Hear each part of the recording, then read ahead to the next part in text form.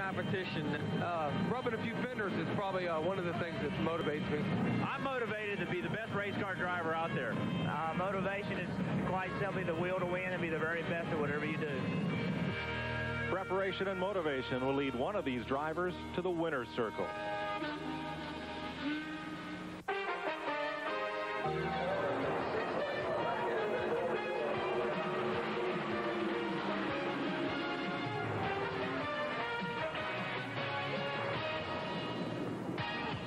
TNN Motorsports proudly presents live exclusive coverage of the Phase 150 Busch Grand National Race from Watkins Glen International in upstate New York. Sears Die-Hard battery, now with more power when you need it most, presents the starting grid for today's Phase 150. Defending race champion Ernie Irvan has his second Busch pole of '93, and Bill Elliott has his best ever Busch Series start. Second row, Ward Burton, two-time winner in '93, and Joe Nemechek, who was fourth here last year.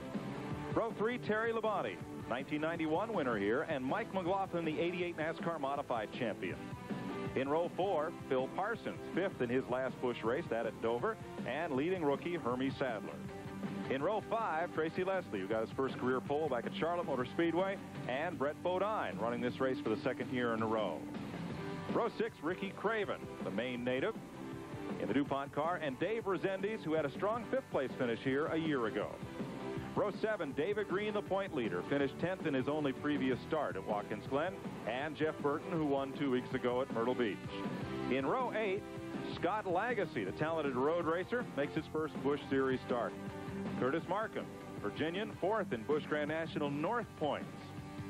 Bobby Dodders in row number 9, the former ARCA driver from Illinois, and Todd Bodine, who finished second to Ernie Irvan here last year. In row 10, Richard Lassiter, out of Arkansas, cracks the top 20, and Chuck Bound, the 1990 Busch champion. Robert Presley seeking a third victory in '93, and Mike Wallace looking for his second top 10 finish this year. Tom Peck, 10th in the point standings, and second-generation driver David Donahue makes his second Busch Series start this year.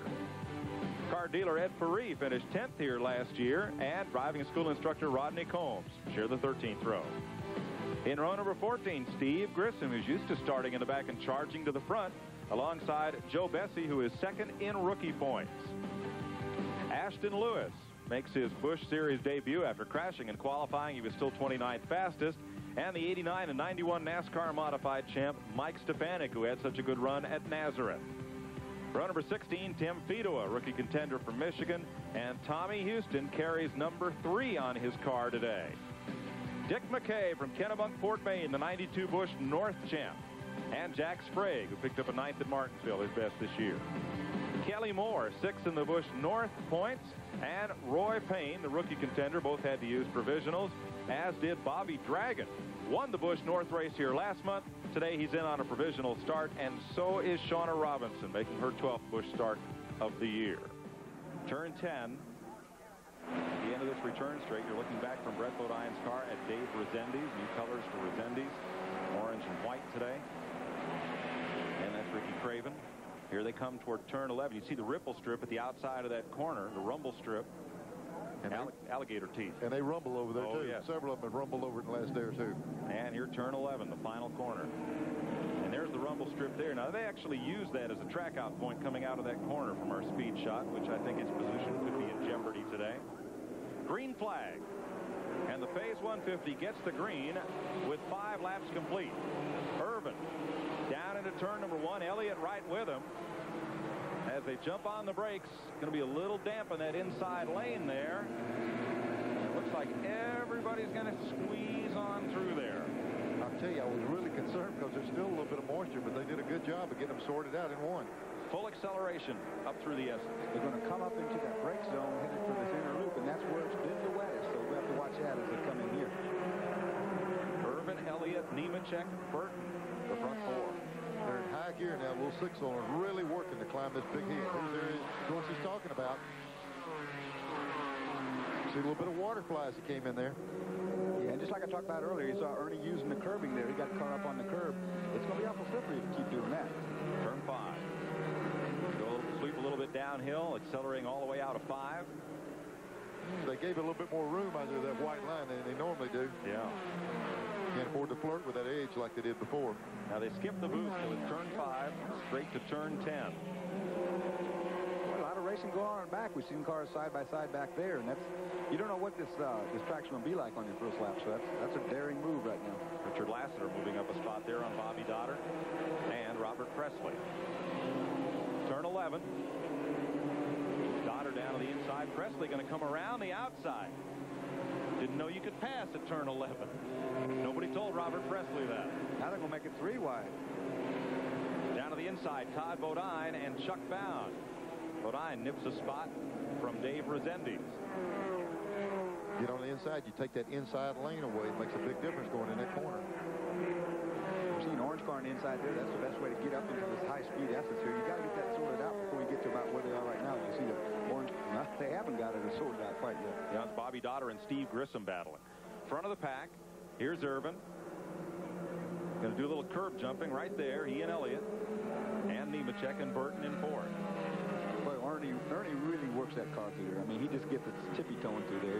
He's like that in the Winston couple of cars through there, too. I followed him there before. He really hustles the car. Yeah, like he said that it ain't always pretty, but it's effective. When I first started road racing, everybody said, boy, you need to use finesse and really take your time. There's some guys that can do that. They go around and look like they never slip a wheel, and they go really, really fast. Then there's some guys that throw the car around and get the same job done. And one of those is Terry Labonte in that number 14 car. Very, very smooth and consistent as a road racer, and so is Bill Elliott. You don't see them toss the car around too much. Irvin way down to the inside. Now, that's a different line for turn 1. Yeah, that was kind of a defensive line. I was surprised to see him pull over that far. I'm not so sure something's not wrong for him to pull over out of the lane. Yeah, there's several cars going by. Elliott gets past. He must have felt something in that car and wanted to see what's wrong, because he pulled over and gave them that line that they needed. Yeah, they're all going around now. Ernie's having some kind of problem real early in this race. And if you lose the cylinder on one of these, you're back to 5. It's not going to do a whole lot. So Bill Elliott takes over the lead. 7 laps complete. I think we had probably potential of 6 or 7 winners if Ernie's car wasn't in there. I think everybody said he's really got him covered. 55 car having trouble coming through slow, but if Ernie falls out of this thing, it's going to put several cars with a real good chance to win the race. That's Fidoa moving at reduced speed. Don't see any damage on the car as he comes up to the inner loop. No, he's definitely limping along, though. He's half a lap back from where everybody else is right now already. Here's Elliott. 11. Ernie did not come in the pits. No, he's hanging on there at 5th spot. It's hard to say what's wrong. He's staying, he hadn't totally lost the leaders. Back in 6th will be Mike McLaughlin. 7th, Bill Parsons. 8th, Tracy Leslie. And 9th is Brett Bodine. 8 laps complete here at Watkins Glen International. We are under green after a rain delay, and you ride with Brett Bodine. We'll be right back.